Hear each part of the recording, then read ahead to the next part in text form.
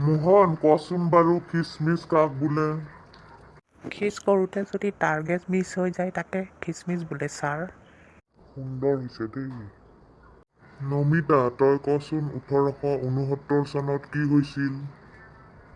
Sir, Mahatma গান্ধীৰ জন্ম হৈছিল। সুন্দৰ সুন্দৰ। এতিয়া কচোন মোহন 1872 চনত কি হৈছিল? ছাৰ 1872 চনত মহাত্মা গান্ধীৰ 3 বছৰ হৈছিল। মোহন বঢ়িয়া হৈছে বঢ়িয়া হৈছে। এনেকে পঢ়ি থাকিবি। এনেকে পঢ়ি থাকিলে আমাৰ স্কুলখন বহুত আগবাঢ়ি যাব।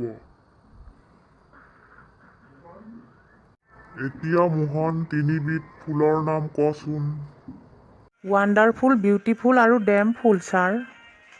বাহ বাহ বঢ়িয়া হৈছে বঢ়িয়া হৈছে। এতিয়া নমিতা তই কচোন 3বিধ ঘৰচীয়া জন্তুৰ নাম কি? গৰু, ছাগলী আৰু মেকুৰী ছাৰ। সুন্দৰ সুন্দৰ।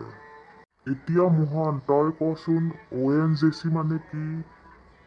অ' মানে ঔটেঙা, এন মানে নিমখ, জি মানে জলকীয়া, চি মানে চাটনি ছাৰ। বাহ বাহ বঢ়িয়া উত্তৰ।